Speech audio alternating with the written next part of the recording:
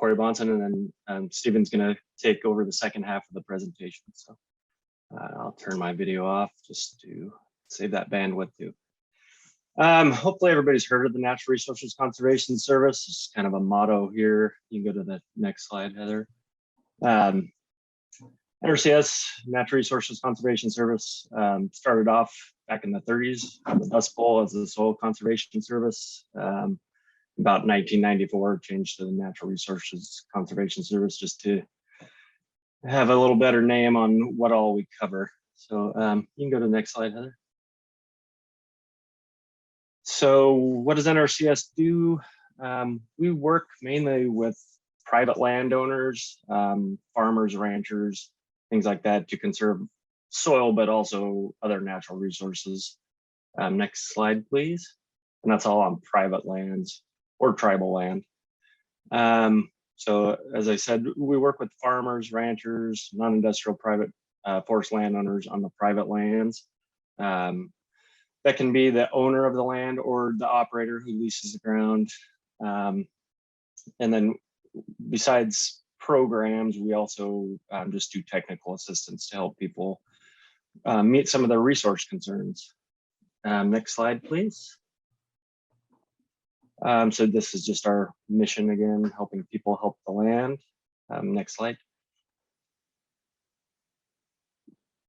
Same thing again, just a couple of shots of things we do, but yeah, here's some of our major programs. Yeah, that's good, Heather. So some of our major programs, and our programs work a little differently than the grant programs others have mentioned so far. They're more similar to like the VSP program in that you don't get money up front. It's not a grant, it's more of a cost share program. So it doesn't usually cover the total cost of completing a practice, but we have a whole bunch of different practices and they have practice standards that people have to meet in order to get any kind of financial assistance there.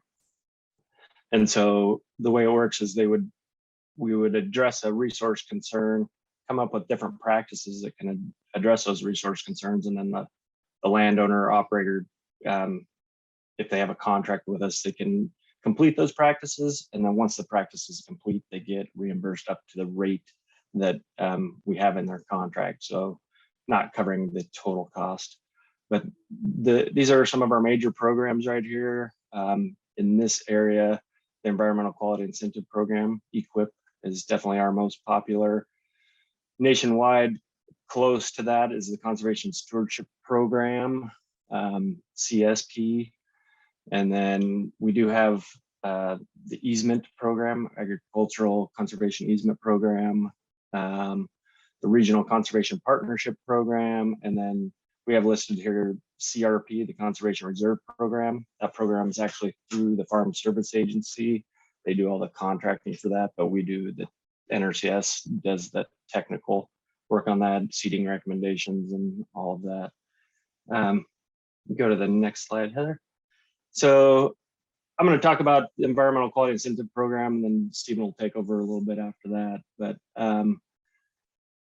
is this one, as I talked a little bit about, it supports the production agriculture or like range and forestry, things like that. We do pretty much all land uses. Just some of the things we do with that around in the Yakima area, a lot of it's one of the most popular things is going from a flood or real irrigation to putting in a sprinkler system just to meet that inefficient use of the irrigation water. So going to a drip system or a pivot or even solid set systems. Other things that are big around here are wind erosion and air quality, and also sheet and rail erosion, more, I guess, in Stevens area probably than here. We don't have all that much precipitation, but hopefully people go from like a conventional tillage to more of a mulch till or a direct seed to leave some residue out there to try to keep that soil in place so they're not losing it, and at the same time helping that air quality. We do range and pasture health, trying to distribute the livestock around the range by say there's a water shortage, that's a limiting factor. So we'll help put in different water sources to help utilize the whole range, keep it a little healthier, do prescribed grazing, help them implement a rotation of the grazing just for that health of that. They can do off-channel watering if their only source of water is on a stream, something like that. We also do practices for nutrients in the ground or surface water. So doing soil testing, come up with a nutrient budget so that they're not over applying fertilizers. For like confined feeding operations, we do a comprehensive nutrient management plan. We have practices for that. You can go to the next slide, Heather. And then forestry as well, we can do pre-commercial thinning. So as people are working toward an eventual harvest, we can do that pre-commercial thinning to thin out the younger trees that just have a more desirable stalking rate. And then a big part of the Environmental Quality Incentive Program and NRCS in general is it's based on locally identified natural resource concerns. So we have different local work groups around the state that provide advice to NRCS about what they think the biggest resource concerns are in their local area. So typically our local working groups are around 3 county areas. So our teams are set up based on the local working group. So in my case, it's Yakima, Benton, Klickitat counties. That is our local working group. We have meetings usually once a year where landowners, conservation districts, other agency personnel come and provide input on what they think are our highest resource concerns and where we should focus some of our funding. One thing that Washington still has that by the sounds of it, other states don't have so much anymore is we still have some of our funding pools for EQIP are tied to those local working groups. So we do get to determine where some of the money is spent on what specific projects. So as an example here, it's the inefficient use of irrigation water and then range and pasture health. Other working groups have completely different ones. So it's nice where you can tie it to your local area. But all of our programs are also competitive just because, you know, just like everything else, we run out of money before we can fund all of the projects. So we take applications for EQIP here. We have people can sign up at any time, but we have a batching cycle, funding cycle. So we have to set a deadline for that. So that we'll have a deadline usually once, sometimes twice a year, where we'll take all the applications at that time and run them through our assessment after we do inventory on everything. And then they get ranked against like projects. So they get ranked and then they can be ranked in multiple different funding pools depending on what all practices are identified in their plan.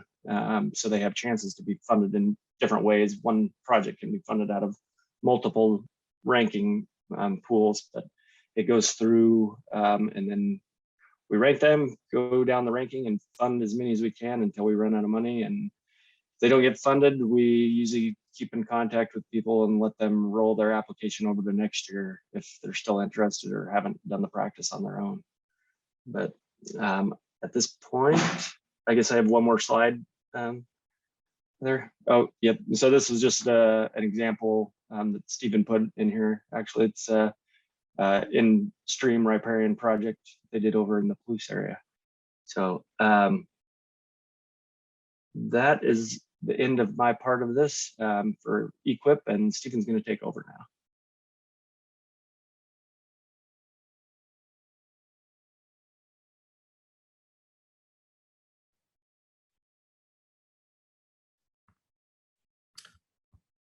Okay, let me, sorry, it looks like Stephen is not unmuted. There we go. That worked. Yep. If you can hear me. We can hear you. All right, perfect. I'll turn my camera briefly and I will say hi and turn it back off and we'll continue on if you could go to the next slide. So the Conservation Stewardship Program is probably our other large program that's focused on, that maybe addresses similar things as EQIP. I would say the main difference is EQIP is definitely more of a targeted program to address specific resource concerns, and versus the Conservation Stewardship Program is kind of a whole farm approach to conservation. So someone would sign up their whole operation, and we'd evaluate multiple resource concerns on that operation, and then look at ways to kind of push it further. If you could go to the next slide. So we use what's called enhancements. You know, we evaluate the farm. We say, okay, good job. You meet a certain level of benchmark stewardship. We'll pay you for meeting that stewardship, and let's push it a little bit further with enhancements. You know, an example of enhancement, especially in maybe a riparian world, would be you have an existing riparian buffer, and an enhancement can be to extend it out further. Or on cropland, it might be something like moving from basic nutrient management to precision nutrient management, where the farmers actually variable rating their nutrients on a field with different zones. Next slide. Here's a couple of pictures of you know, kind of a scope of what some CSP looks like in our area. On the left side is a cover crop practice that was put in as an enhancement on a CSP contract. The right side was actually a habitat planting on a headwater stream on some pasture ground in the Palouse. Next slide. The Agriculture Conservation Easement Program is a broad program. There's two main components to it.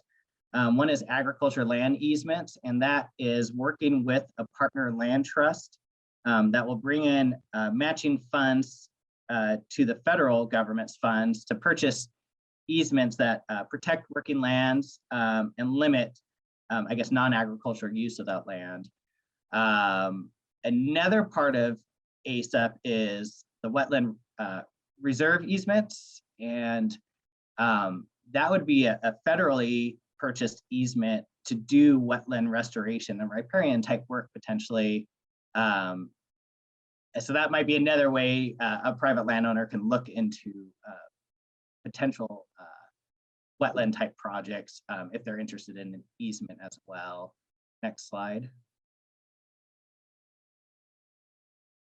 Regional Conservation Partnership Program is a partner-driven program that's leveraging funds from the government to local regions or to target certain resource concerns.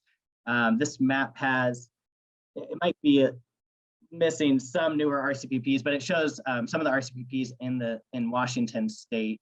And they vary in their scope and what their targets are. Sometimes they might just bring in more funds and mimic NRCS programs like EQIP and CSP and ASEP, or they might actually create new ways to address resource concerns, depending on the funding arrangement in that program. And these are, there are announcements for funding for this program yearly.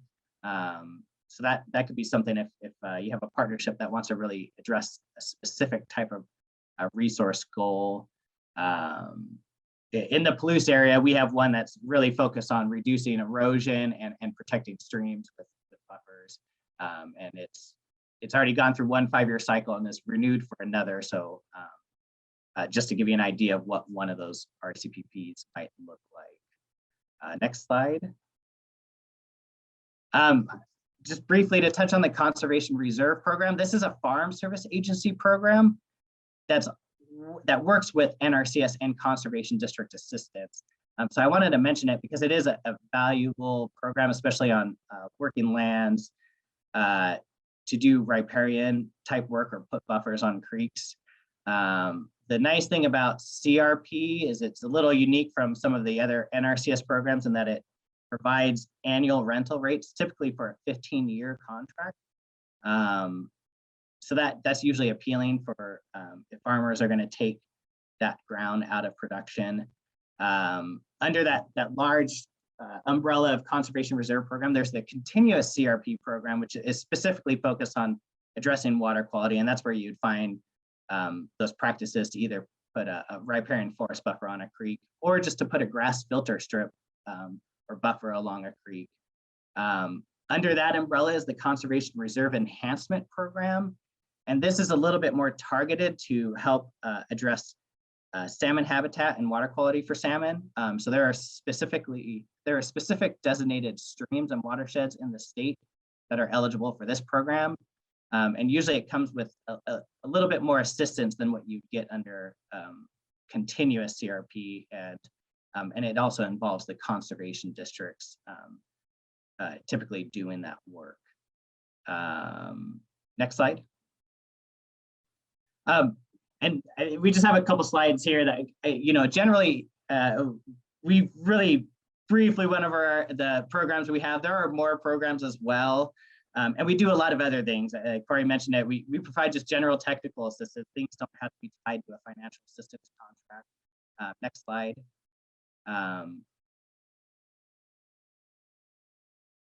And NRCS does, certain surveys like snow survey and water supply forecasting. And next slide.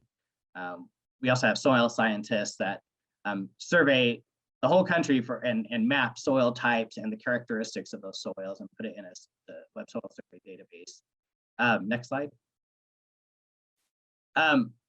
Really taking a step back, if private landowners or folks are interested in programs, I would just say talk to your local field office because it is a complicated world of government programs.